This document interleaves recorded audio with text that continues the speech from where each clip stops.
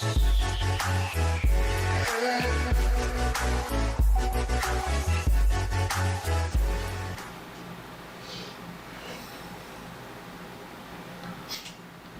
guys, it's Johnaget with the Walk-Ons again. So recently I bought a JT Impulse and I thought I'd do a review for you guys, maybe a little bit of maintenance here and cover some stuff on the marker that maybe you didn't know or maybe you were just curious about. So here we go. It comes in a nice padded case. It's got a two-piece barrel. I think it's a 685. I'm not entirely positive on that, but usually they are. So it comes with an Allen key set. One of the things that's funny about it is it's missing two sizes on the Allen key set. So I don't really know why they would do that. I mean, or they just buy a whole Allen key set and take the two and throw them out and be like, oh, they don't need these, so we're not going to send them. I'm not really sure why they do that. It comes with a small parts kit. It's got looks like plenty of stuff there to maintain your rammer and keep the marker going for a while. Put that stuff back in here. Take the barrel out. I need that. All right. Then on the other side, we've got a CD manual, which Key tends to do, and then JT barrel stock. I'm not a huge fan of the CD manuals. I really wish they would give us a regular manual. It's okay to have manuals on your phone and stuff, but you know, I don't usually have my phone in my pocket or my gearbox or stuff like that. I usually leave it in my car, so it'd be nice if they had an actual manual in there, but you know, that's been said already. Then we have the actual marker. So let's pull this guy out here. I'll throw the barrel on it for you. You guys can check it out. I'm really happy with the Impulse. I really like it, especially at the price point they're at now. If I paid the $1,000 or so that they were originally asking, I'd probably be a little disappointed because I do feel like it's very much like an Ego 11 or something like that, maybe with a dart kit. It's really super smooth and it's a really great marker. I just would hate to, you know, I would have been a little disappointed if I spent $1,000 on it and then, you know, could have bought a used Ego and got the same performance. So, but now that they're on A&S gear for like $4.99, which is where I bought this one, by the way, I think that they're a great deal. So, so here's the actual marker. Mine's the slime and purple, I think is what the color code was.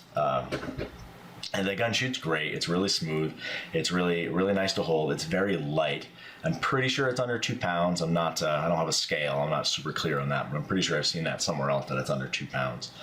Some of the things that make it unique are that it has what they call a balance valve, which basically makes it so typically in a poppet gun you have a really high pressure side of the valve and then a low pressure side of the valve. I might have that backwards.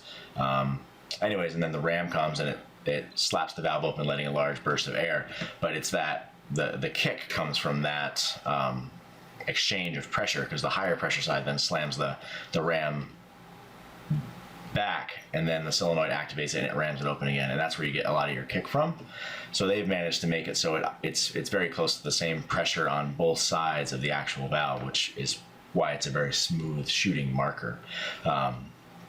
Yours won't come with color-coded macro line either, by the way. This was actually a gift from one of my friends, David Brooks, who I appreciate very much for hooking me up with that. It makes the marker look really good. So, yeah, so we'll go over some of the other things that are particularly nice about the marker, in my opinion.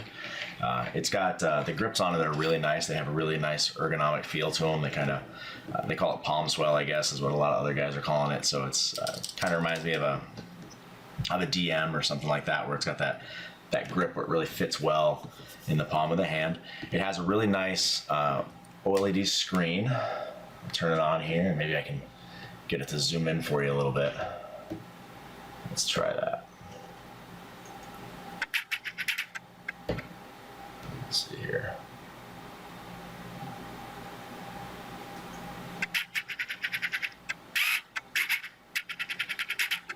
There you go. It's very bright. It's easy to read. It's easy to operate. You know, it's pretty standard. It's not a complicated board. It's not like the old school 8 boards or anything where they had crazy amounts of commands and controls and all those shenanigans. So that's really nice. I think the only thing I probably don't like about the board is that it doesn't beep when you turn it on and off. It's not a huge deal, but when I'm walking off the field, I don't usually look at the board. I just push the button until it beeps and turn the board off. So, it's not a big deal, but it's one of those things that I would have liked to have seen. What other things do I really like about the marker?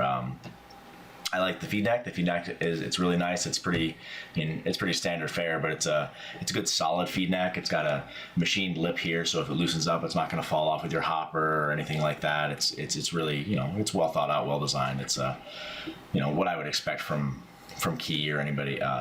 Anything else that they would produce from one of their other companies.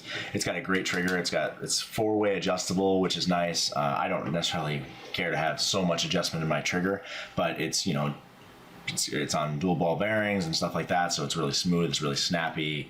It's not hard to set, so that's nice. It's not overly complicated in that way, but I usually just want it to be, just be able to control the trigger pull and have it be good to go, but that's just me. So other things that are really nice about the marker, it's got a really good on-off ASA. It's easy to, when it's like this, it's off. When it's like this, it's engaged. It's not hard to pull or turn or anything like that. It just works.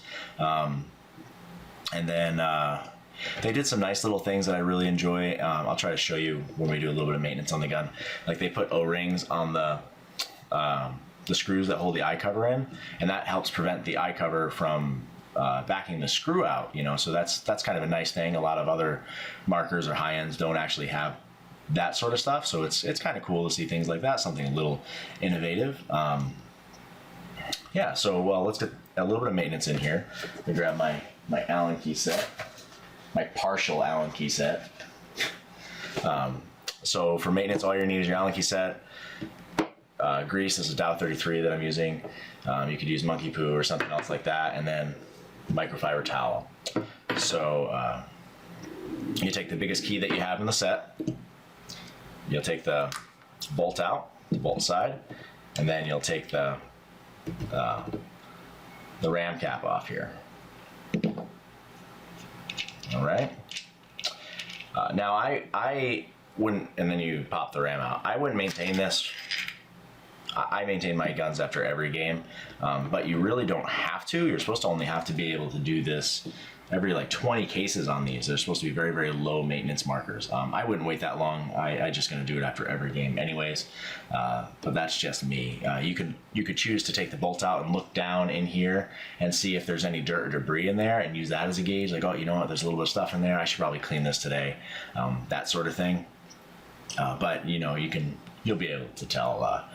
They're really easy to maintain anyways. It's not like you're lubing up a Vanquish or something like that where it's got a lot of parts, a lot of pieces to lube up or those sorts of things. So anyways, once you take that out, you're going to take a Q-tip and you can stick it down in the body here and kind of clean it out. If there's debris in there, one of the things I like to do is take some canned air and go in there and I'll go in there and I'll use the canned air to blow any of that stuff out instead of trying to rub it with a Q-tip and pull it out. So then you take your Q-tip, get rid of that, and you take your rammer and you can clean off all your old lube that you have. All right. You get your grease, your Dow 33 or whatever you're wanting to use. And you can be kind of generous with it. You don't have to be have this perfect magical amount and it's going to shoot amazingly, and you just make sure your O-rings have good packing on there. A little bit on this rammer body just so there's no in case there's any contact anywhere, and then the other O-ring here in the front. All right. And then you're going to take this and you're just going to drop it right back into the body of the gun.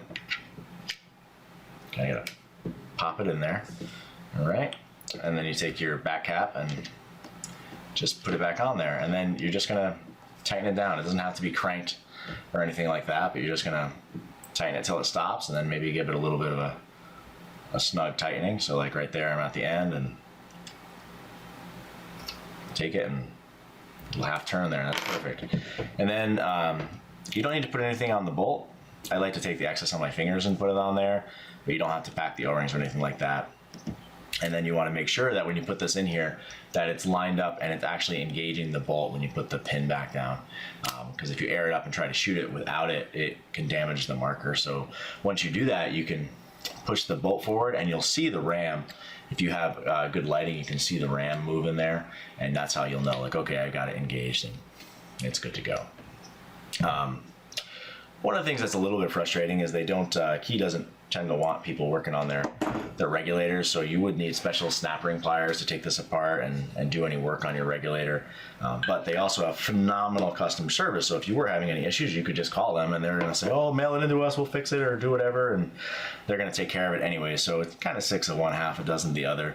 And if you were to get snap ring pliers and go in there, they're probably not going to ask you for anything. They never really do. They're not going to be like, oh, did you take it apart or anything like that. I mean, and that could change, but you know, it's not likely. Another piece that you might have to maintain at some point is the LPR. I'm not going to get into that today. I don't need to do all that, but you just basically, you're going to take this off. You would clean it out, relube the parts, assemble them back in the same order, and then you take the LPR adjustment screw, pull it all the way out to flush, and you screw it in 2 turns. That gives you a good starting point for getting your velocity right and making sure everything's good to go. And I'm pretty sure that makes the pressure somewhere between 55 and 80 psi, somewhere in that range. So that's really easy and straightforward. And then we have the eye covers. I'm going to take one of these off just so you can see it. My camera doesn't pick up the small parts well, so I'm not going to like try to zoom in it and mess with it at all. But there's a little black O-ring on the tip of this screw, and or on the back of the screw, and that's one of the things that I really like. It's nice to not have to, I don't have to have this back of the mind concern that my eye covers might pop off. And then you have your actual eyes and your eye wires. This I could probably zoom in on a little bit. Let's see here.